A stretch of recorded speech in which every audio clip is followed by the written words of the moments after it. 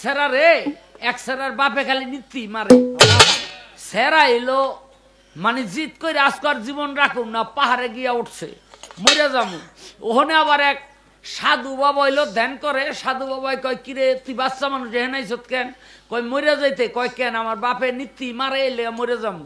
কয় তোর মরণের দরকার নাই, তোরে যদি মারতে আহে তোরে আমি দোয়া দিয়া দিলাম, তোর বাপেরে মরতে গেলে মরে যাইব।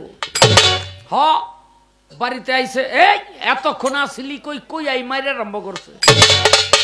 তো শ্যামরায় কয়, দেহ বাবা আমার মাইর না, আমি মরতে গেলে কিন্তু তুমি মরে যাইবা। হ্যাঁ, কয় কি? তুই মরতে গেলে আমি মরে যাবো?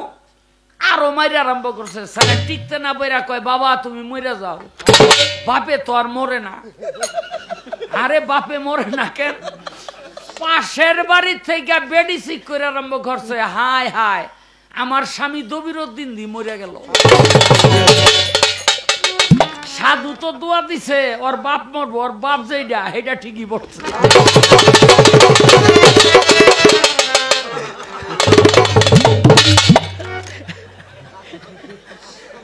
হাসরে কি লেগা মায়ের নাম ধরে ডাকবো জানেন? অনেক নারীর গর্ভে হ্যাঁ স্বামী ছাড়াও সন্তান হয়। সেদিন নারী যেন এই মনে করেন বাবা হইল শরীয়তে একজন, বিবাহিত একজন, কিন্তু আল্লাহ যদি বাপের নাম ধরে ডাকে তাহলে দবিরউদ্দিনের নাম ধরে ডাকতে হইব।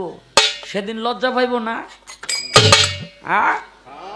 সেদিন লজ্জা পাবে। এই জন্য আল্লাহ পাক বলে যে আমি যেই নারীর গর্ভে যেই সন্তান জন্ম নিছে আমি ওই মায়ের নাম ধরে ডাকবো, যেন ওই নারী গোপনে গাপনে কিছু কইরা থাকলেও লজ্জা না পায়। ক্লিয়ার? আমনে কাল লগে কি কর? বয়াতি মাপে না, বয়াতি মাপে না, বয়াতি মাপে না, বয়াতি সাইজ মাপে, খালি বয়াতি মাপে না।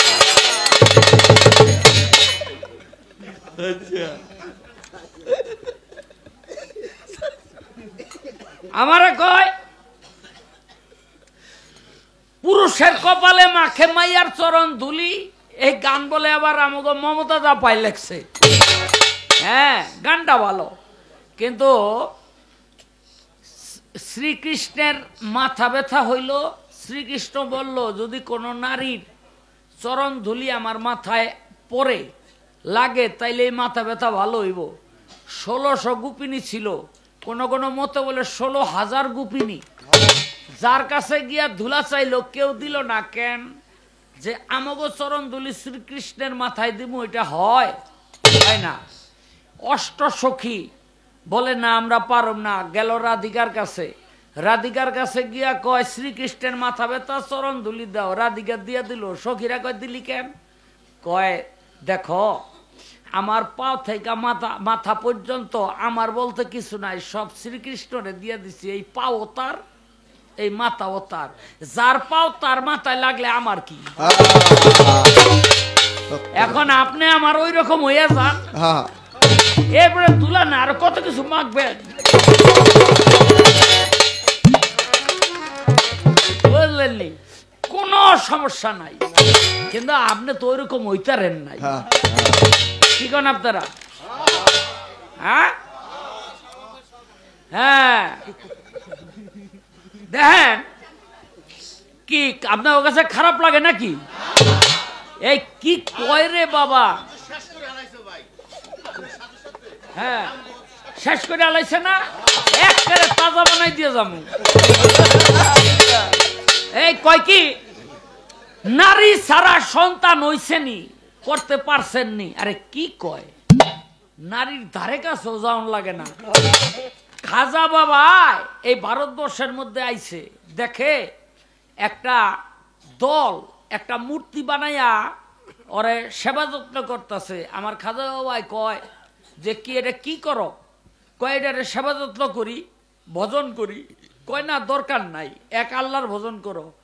কয় এই সামনের মধ্যে খাওন দাওন দিয়া রাখছ, এগুলি খাইতে দাও। কয় তোর এটা তো মূর্তি, ও খাইব না। কয় না খাইব। খাজা বাবা আড্ডা ফিক্কা মারছে, খাইয়ে লাইছে। খাজা বাবা কয়ে দিগায়, কয় কি? কয় কত? আল্লাহকে আর নবীকে ওই মূর্তিতে একটা মানুষ হইয়া কয় লা ইলাহা ইল্লাল্লাহ মুহাম্মাদুর রাসূলুল্লাহ। সব খাজা বাবার হাতে হাত দিয়া মুসলমান হয়ে গেল। মূর্তিটা কয় বাবা আমি কি করুম? কয় তুই কে? কয় যে আমারে মানুষ বানাইছেন। আমার খাজা বাবা কয় যা, আজকে থেকে তুই মানুষ হিসাবেই থাকবি দুনিয়ার মধ্যে, তুই কিয়ামত পর্যন্ত জীবিত থাকবি, এই চিশতিয়া তরিকার খেদমত করবি। কেউ যদি আমার দরবারে আসতে গিয়া রাস্তা হারাইয়া যায়, তার রাস্তা দেখাই দিবি। আজ পর্যন্ত খাজা বাবার দরবারে যাইতে কেউ রাস্তা হারায় নাই, কথা ঠিক কিনা? কেউ রাস্তা হারায় নাই। আরে খাজা মঈনুদ্দিন চিশতি মা লাগে নাই, বাপ লাগে নাই, কিচ্ছু লাগে নাই, খালি আঙ্গুলের ইশারা দিয়া মানুষ পয়দা কইরা লাইছে। আমনে আমারে চেতায়েন না, ইশারা দিয়া আমনের অন্য কিছু বানাই লাইতে।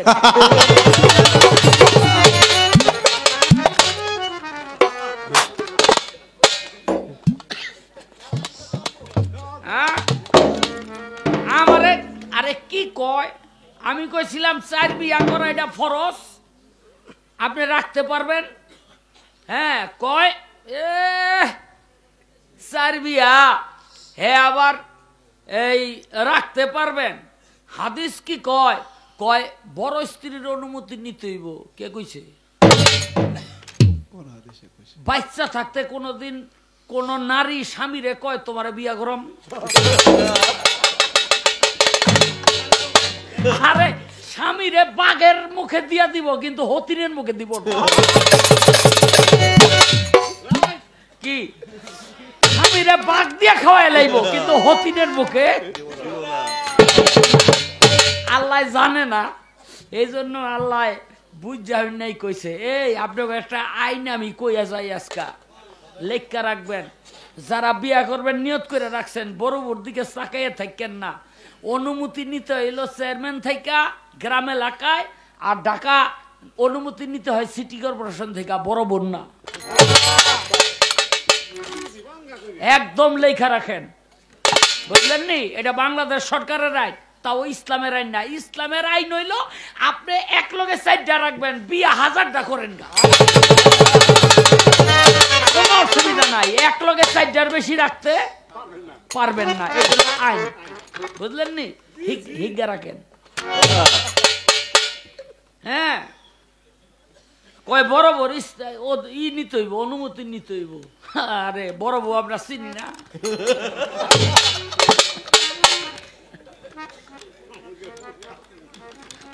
এরপরে কয় এই যে দ্রৌপদী 5 স্বামী এক লগে রাখছে। হ্যাঁ, হিন্দু মতে দ্রৌপদীর 5 স্বামী। এই আপনি কি জানেন এই দ্রৌপদীর যে 5 স্বামী, নকুল, সহদেব, অর্জুন, ভীম, আর আরেকটা হইল এই যুধিষ্ঠির, এই 5 জন। পূর্বের জন্মে 5 জন ছিল একজন, সে কে? সে ছিল রাম। হ্যাঁ, পরের জন্মে একটা অভিশাপের কারণে 5 জন এই এক মার পেটেই, কিন্তু 5 ভাগে বিভক্ত হইয়া জন্ম নিল, হইল 5 জন। এখন এই 5 জনই কিন্তু একজন, যার জন্য স্বামী তার একজনই 5 জন না। আমার কথাগুলো যারা হিন্দু আছেন সনাতন ধর্মের, তারা বুঝবেন, বুঝলেন নি? কারণ ধর্ম লইয়া খেলা না, এটা ভুল তথ্য দেওয়া যাবে না। 5 জন একজনই, যার জন্য দ্রৌপদীরও 5 স্বামী, কিন্তু 5 জনই একজন। বুঝতে হইব কার লোকে কি কয়। হ্যাঁ, কয় দুধের ঋণ এটা শোধ করতে পারবেন না। কি রে কইতাম যেন দুধ বাপের বাড়িতে লই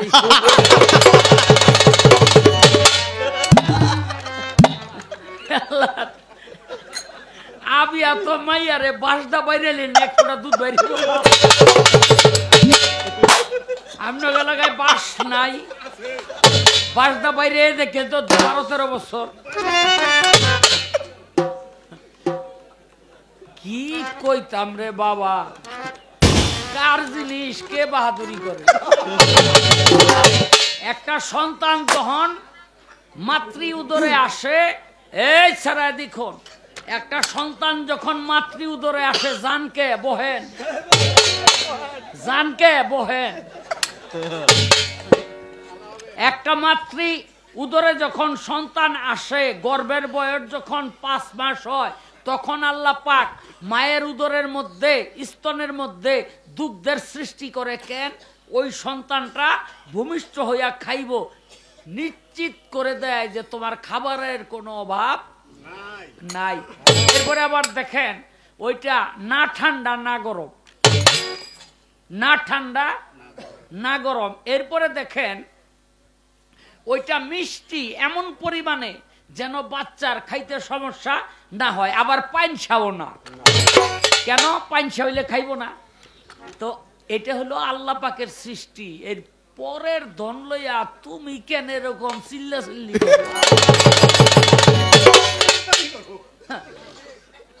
এটা বাপের বাড়িতে লইতে পারতেন, তাইলে আমি কোনো কথা কইতাম।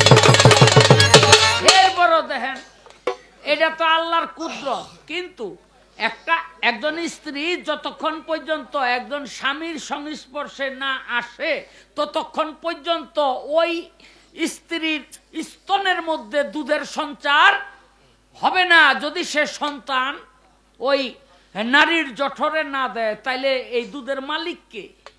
মালিক হইলা এই পুরুষেরা, এই মালিক হইল পুরুষ। হ্যাঁ, আজকে খালি বাবলি সরকার আপনার এলাকায় গান দেখে আমার কেউ টাকা দিতেছে না, নাইলে আজকে যা কইরা গেলাম আপনারে, আমার টাকা দাবি।